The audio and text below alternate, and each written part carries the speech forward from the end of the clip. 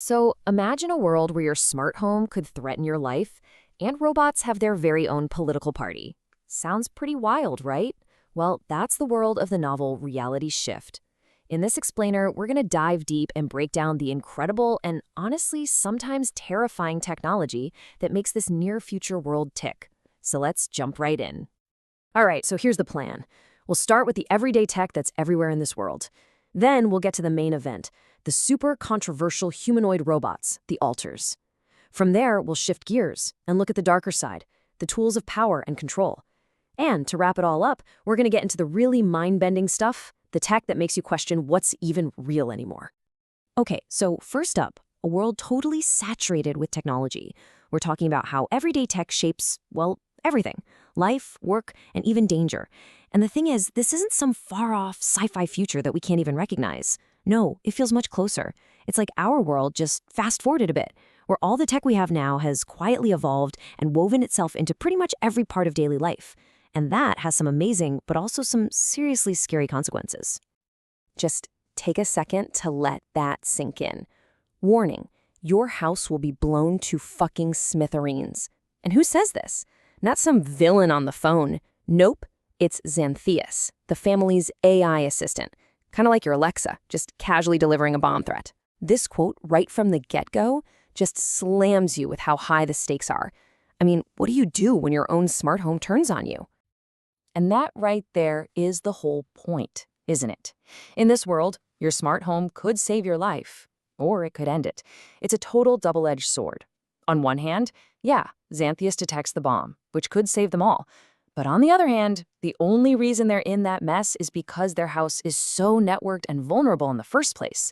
It really hammers home this idea that for every cool new convenience, there's a brand new, terrifying risk that comes right along with it.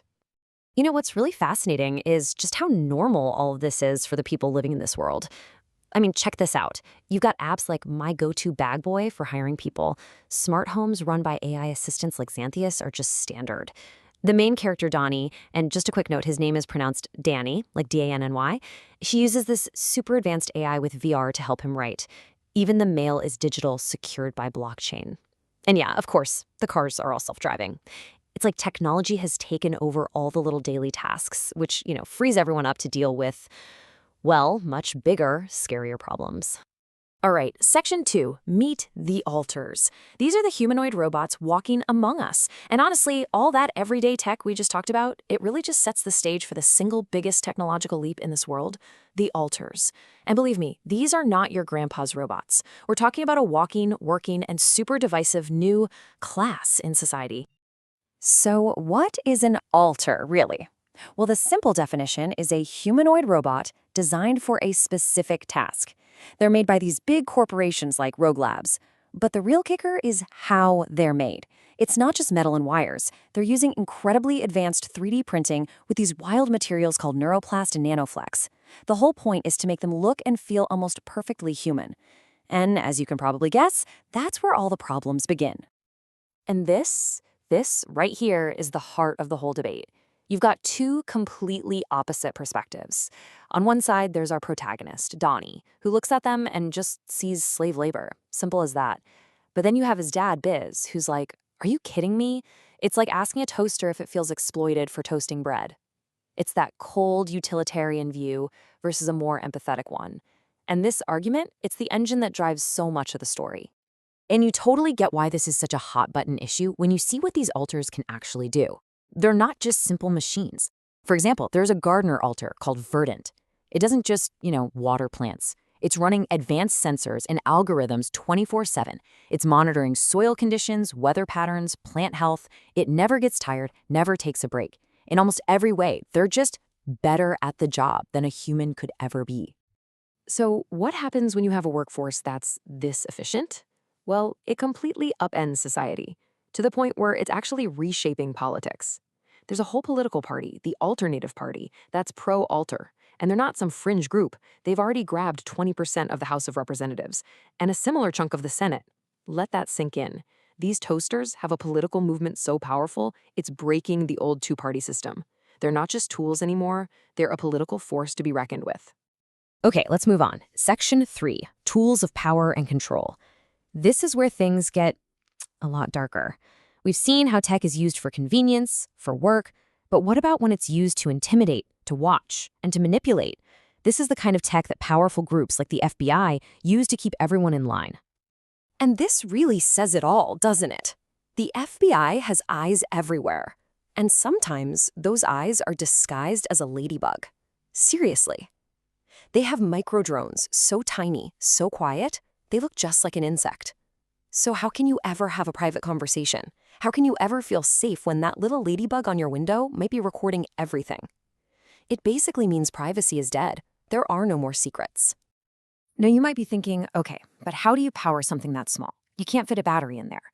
And the book has a really clever and, frankly, pretty brilliant answer that's actually based on real science. It's called piezoelectricity. Basically, the drone powers itself. The very movement of its tiny wings vibrating creates enough energy to keep it going. It's little details like that that make all of this scary spy tech feel way too real. And if you thought tiny spy bugs were creepy, hold on, it gets worse. The FBI has weaponized virtual reality for interrogations. Here's how it works. First, they use tech to put a suspect into this really suggestible mental state, an alpha state. Then they stick them in a VR simulation where they see a giant sword, the sword of Damocles, slowly lowering towards their neck. It's not real, of course, but their brain thinks it is. It's pure psychological torture, and it's designed to make even the toughest person confess.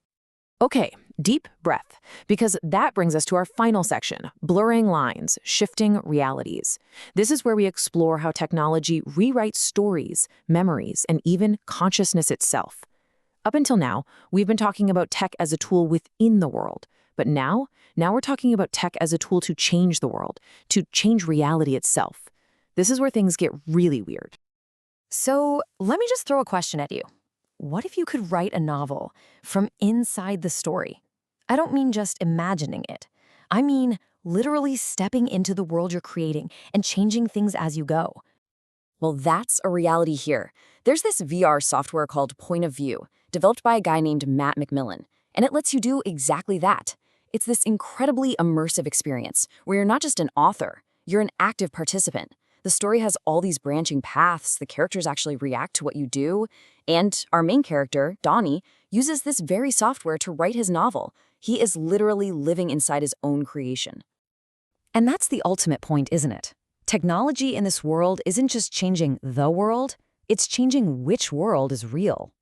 When you can literally live inside a story you're writing, when the person next to you might be a machine, the whole idea of one single objective reality just evaporates. It's not about changing your environment anymore. It's about reprogramming your consciousness. So it all comes down to this one final question. In a world where technology can build entirely new realities, where it can literally rewrite the past, what does it even mean to be human? When you can 3D print a person and edit a memory like a line of code, what's left that makes us us? That's the real puzzle at the heart of reality shift.